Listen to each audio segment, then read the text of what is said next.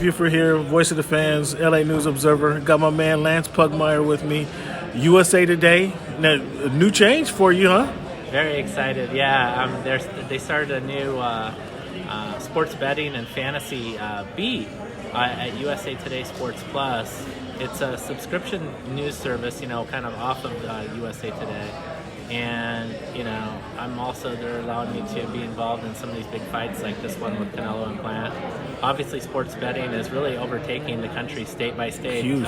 So many more states are legalizing mobile betting.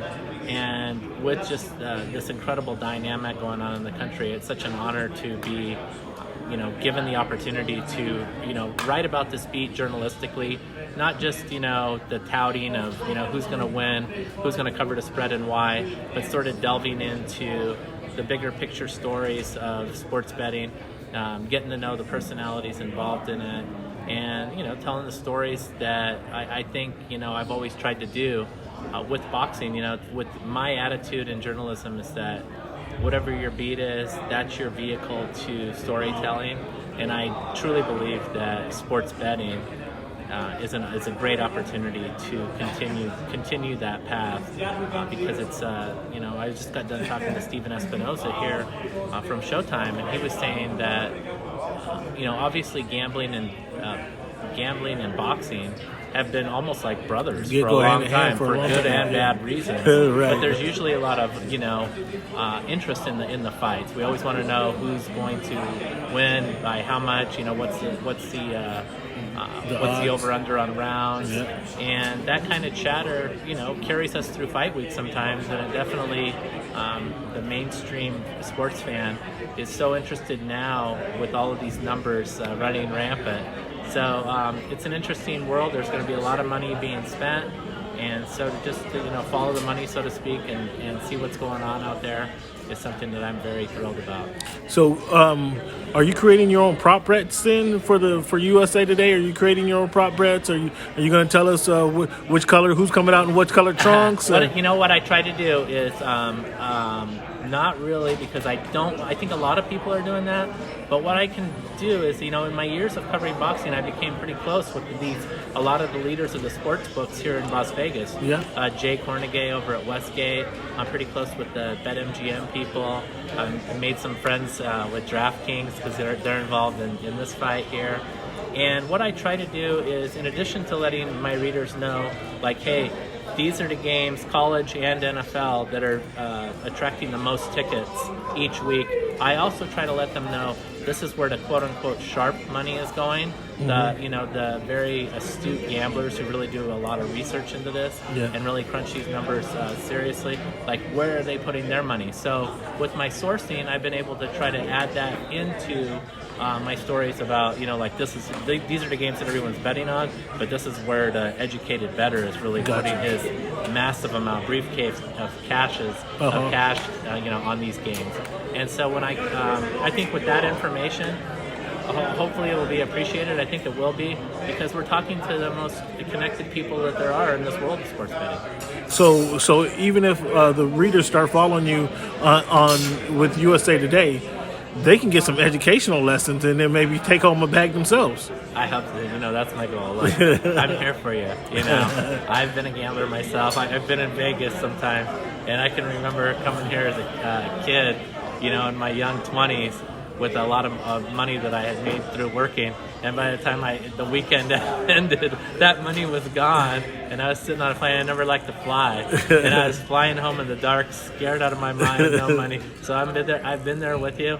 I don't want that to happen to you, and so I'm going to try to protect you. If you can read my stories, hopefully some of that information will help you collect the cash rather than give it away. Let them know where they can find you on social media, Lance. Yeah, right now my Twitter handle is still @PugBoxing on Twitter. It is going to change because now I've got a new beat. But again, I work for USA Today. We have a section called USA Today Sports Plus that is subscription only for some of our stories. But look, all of you guys were there for me when I was working at The Athletic, and you supported my work there. I really appreciate it, and I hope you do the same at USA Today Sports Plus. It's definitely, I'm going to make it worth your while to subscribe. I will be giving you nothing but the best information that I can possibly report out for you. All right, that's pretty dope. That's a dope commercial there you got there, Lance. Let's talk about this. The reason we're here in Vegas, we got Caleb Plant going up against Canelo Alvarez. He's a challenger, obviously, but they're trying to unify undisputed belts, trying to unify their belts. How does Caleb Plant win this fight? You know, he's got to rely on his, in my opinion, he has 3 key strengths. He's got very fast hands. He can move his feet pretty well as well, you know. Additionally, his cardio is, you know, without question. We know that this guy is a physical wonder. He's definitely going to be strong all 12 rounds, you know, as long as he doesn't take on too much punishment. And then the other thing, which I think is his greatest asset, and I wrote about that today in USA Today, is his mental fortitude. I mean, this guy's been to hell and back. Yeah. And I was talking to his trainer about this. You know, he's been to hell and back. And what that does for a person who's in that greatest moment of crisis in the boxing ring, how much he can take. We've seen him take a hell of a lot of, you know, adversity in his life. Right. And he's probably going to have to go, let's be honest, let's not sugarcoat it. He's an 11-1 underdog. Mm-hmm. He's going to be going through adversity again against Canelo Alvarez. And how he fares in those tough moments is really going to dictate how this fight goes. I'm not going to say, is he going to cave? Because a lot of guys just can't deal with Canelo. Even Floyd Mayweather has said, he's the hardest puncher I ever fought. Right. Several guys talk about that. And when you look at the resume of guys that Canelo has defeated, Triple G, Miguel Cotto, these are substantial warriors that Caleb Plant has never been compared to. Mm-hmm. So it's going to be tough in there, but that's his opportunity. That's his road to victory, is to lean on those 3 strengths. So the reason I phrase the question that way is because we all know Canelo's a heavy favorite, as you mentioned, 11-1 odds. Canelo has a tendency to give away a few rounds early. The first, second, and third, counting on his superior boxing skills and his power to kind of finish a boxer off in the later second half of the fight. This is where I think Plant has an opportunity. So you mentioned his speed, you mentioned his cardio, you mentioned his footwork. You didn't mention punching power. Yeah. Does he have the punching power to back up Canelo and stun Canelo and keep him from charging in that round 4, 5, and 6? Because he's going to give a punch, or he's going to take a punch to give a punch. Yeah. Can he impact his pace at that point? What do you think? Of course, if it's perfectly placed, but I go back to the 2 fights against Triple G. You know, look, if there was anyone that I thought was going to be able to inflict some damage and to really hurt Canelo, it was going to be Triple G. And through 2 fights, 24 rounds, I mean, I don't remember him really flinching, right, Canelo? Yeah, he got 1 or 2 good punches in, but he did, and not enough to really push him back. Exactly. So you're right. I didn't mention it because I don't see if Caleb Plant does it, it's going to be a stunner to every single one of us in that building. Yeah. But I mean, is he capable? Of course, he's a world champion boxer. Yeah, exactly. But I'm not expecting it, and I think that, you know, I know that Andre Ward has said those things to Caleb Plant, like, you know, if you can hurt this guy earlier, you know, shock him. You know, you can kind of take it from there by everything that we've talked about with those 3 strengths. But I'm not expecting that to be an issue in this fight. I think that Caleb Plant has to fight a very smart fight, you know, keep his distance from Canelo and try to outbox him, you know, try to outbox him for 12 rounds. Can he do it? It's 11-1 odds again. Yeah. It's going to be it's an uphill battle, but Plant's always up for most challenges that you talked about. Going through adversity, he's typically up for most challenges, and that's what makes this an intriguing fight. Is we know the character that Plant has. Does he have that boxing tenacity behind him to kind of work with Canelo past round 7 or 8? That's the intriguing part of this fight that I'm so anxious to see. We got another fight coming up just in a couple weeks. Shawn Porter, Terrence Crawford. Again, we get two different promotional companies crossing the street and trying to make a match right there in the middle of the street here. How do you see this going? Is there any way that is there any way that Porter we know he's going to muck it up and make it tough for Crawford.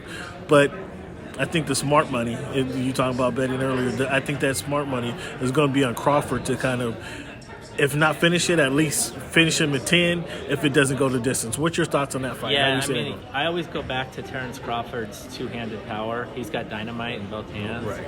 And, we saw exactly the bulldog that Shawn Porter can be and what he did to Errol Spence Jr. If he didn't get knocked down, you could make the case that maybe, Porter may have been able to emerge with a victory. But that's the thing. That's the thing that Shawn Porter has to get past. It's been close but no cigar so many times. And that's probably motivating him through these weeks. As he's preparing for this fight, he's saying, am I going to be that guy? Am I going to be letter B, number 2 to all of these guys that I fought? Or am I going to step up and hand this guy his first loss? There's a lot ticking in that heart of Shawn Porter. We know that. You gotta love the guy. If you've ever met him, he's so full of life, And I think that I'm just so, as someone who covers the sport, and I feel like I, am connected enough to the audience of boxing. You just got to be so happy that this fight is happening because it can't fail to disappoint. And it's so good that the promotional companies, even though the WBO did kind of force them together, that they did get together and they got this fight to take place. But again, going back to it, look, I've always kept Terrence Crawford highly ranked in my pound for pound rankings, and I know we've had highly ranked. Wait, highly ranked. Was there anybody above him? Canelo Alvarez. Okay. That's it. And there was a time that I had him won. Okay. Honestly, but when Canelo, won at 175, I'm like, this guy deserves to go up. Okay. But it's absolutely this argument. I actually just wrote this too. It's like, just because Crawford hadn't fought, these other guys that Spence has fought or Porter has fought or something like that, it doesn't mean you can't look at the talent and say this guy is a sensational fighter, 3-division champion, undefeated. People, not to dirty the name of PBC, but people from PBC, I don't see them running to fight Terrence. Right. But vice versa. Exactly. Exactly. So I'm just happy that it's happening now. For Terrence, for Shawn, both of these guys really are, running to this stage to kind of see what each of them have. They're kind of good friends, kind of behind the scenes. They've known each other for a long time. I don't know how this fight can fail to disappoint. I don't want to say that either guy's going to stop the other guy either. I think that Terrence Crawford emerges with a hard-fought decision. I hate to say it again against Shawn Porter, but I do think that it's going to be somewhere around 7-5 or 8-4. Wow, you got to go into distance. I don't believe it's going to go the distance, only because not only because, for the reasons that you mentioned. Most importantly, Crawford can fight either way, left-handed or right-handed, and whichever way, we know Shawn's going to muck it up. That's going to be his only chance to win. But I think Crawford's skilled enough to dance around it, avoid some of the muckiness, if you will, and then finish his business. That's what I anticipate. Obviously, I can't look into the future. That's what I anticipate, but I expect it to be a good 9-10 rounds. That's what I really expect. It's a great point because Terrence Crawford, he considers all of the things that are said about him. And he knows, if I can knock out Shawn Porter when none of these other guys have, what does it say about me? Yes, that's exactly what's going on. That's exactly it, because it went the distance with Spence, and he's motivated because he's not in the ring with Spence. I think Crawford's motivated to show that he's a better fighter, and what way to do it than, hey, here's a guy that Spence just fought and went the distance with, albeit a year and a half later. If he can get rid of him, that gives him elevated status right there. So speaking of Spence, do we see Spence? When do we see Spence again? They had the eye injury. Is that a year off? It seems like it to me. I want to. It's definitely not something that you want to rush back from. You got to have every expert in the field saying you're good to go, and it does seem. We even have. You have the case of, think of Abner Morris, and I know he's an older fighter, but he underwent a similar procedure. We have not seen him back in the ring. Yeah, and that's been 3 years since he said he was. So it's a significant thing. Let's pray on Errol Spence that everything's fine and that it heals quickly and nicely, because he is such an immense talent. And it's at a young age. He survived that car crash. Right. For the opportunity to, come back, and it was very, very compelling and theatric. I mean, he was supposed to fight Pacquiao. It didn't happen. But, people still, even though Terrence Crawford is saying, like, oh, that fight's in my rearview mirror, it's not going to happen now, people still want to see it. There's still major money on the table, and let's hope that, I'd love to see Errol Spence ringside at the Porter-Crawford fight. Certainly, that'd be good. A few weeks ago, we had Tyson Fury retain his title against Deontay Wilder. I'd like to know from your perspective, where do you see both fighters going now? Do you see Fury going ahead and fighting AJ over across the pond sometime soon? The Wilder, we heard there was talks of Wilder and fighting Ruiz for a kind of loser go home fight. What are your anticipation? What do you see from these two guys? I'd love to see Wilder Ruiz. Would you really? Oh, yeah. Wouldn't you? No. How come? I don't think Ruiz has a chance. Oh, yeah? No. The distance. If Wilder's 6'9", Ruiz is 6'1". Well, but that's the thing. I mean, look, maybe you're right. But I want to see who wins the fight. And I think for Deontay Wilder, it's a statement to say, like, okay, Fury beat me. But look, this guy was the heavyweight champion of the world, and look what I just did to him. If Wilder knocked AJ Ruiz out in 5 rounds, I personally crap on it.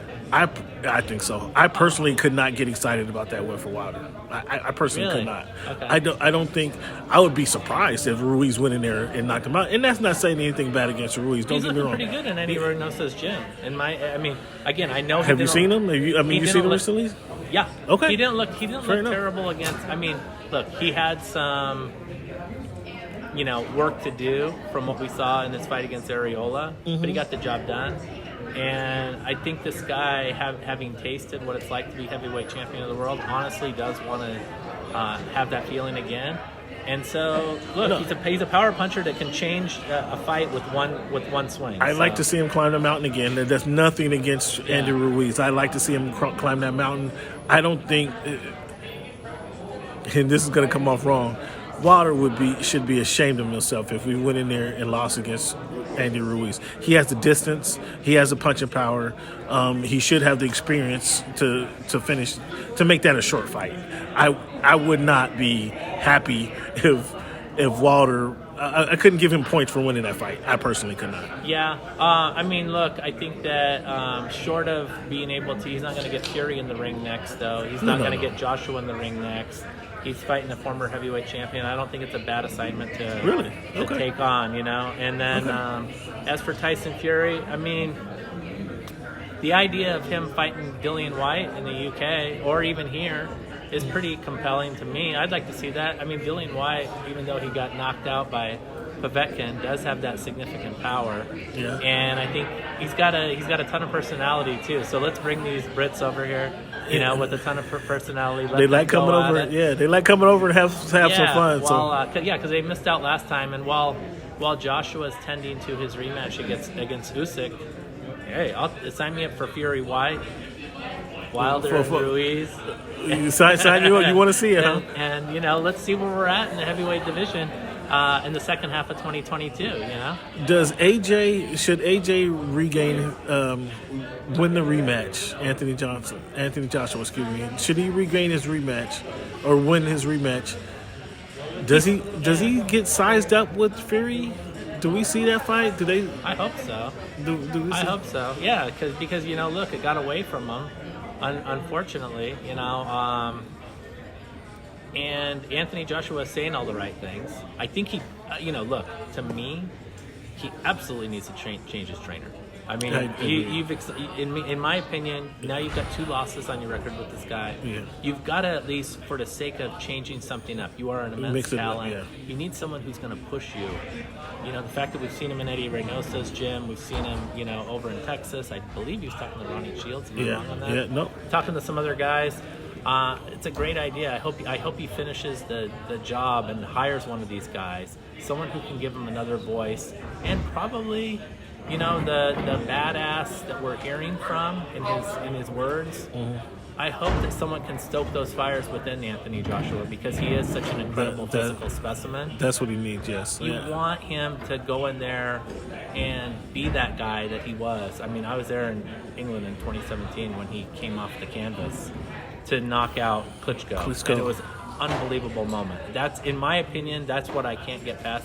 You know that's inside Anthony Joshua's heart, that he can do that, and he just needs someone to bring that out of him on a consistent basis. And I'm wondering where has that been? I'm wondering, like, where how does that come and go? Like, I mean, I talked to Canelo about this, and I think that's what it is. It's like when you reach the promised land, how are you going to act at that point? When you're champion and everyone is telling you how good you are day in, day out, how are you going to respond? Can you still train hungry? Can you still act like you have nothing, that if you lose, your world's over? And look, I'm not a boxer, but I've spoken to enough boxers, and I think you have to have that mentality if you're going to stay at the highest level. Well, you have to. You have to. Yeah. And we've seen it, like you said. I wasn't there, but I watched it. I thought that was the greatest fight in at least 20 years that I've seen. People want to put the Wilder Fury 3 up to that level as the greatest fight in heavyweight history. I don't think that. I go back to that one, Klitschko and Joshua. That was absolutely phenomenal because, as you state, we've seen that from him. Yeah. We've seen him kind of get up off the canvas, finish his business. We need to see that again, and he needs to dial into that. But I'm not going to take up too much more of your time, Lance. I really appreciate your time. Once again, let the people know where they can find you. You can follow me on Twitter at PugBoxing, and then please read me at USA Today and USA Today's subscription arm, which is USA Today Sports Plus. Thank you so much. Thank you for your time. Anytime.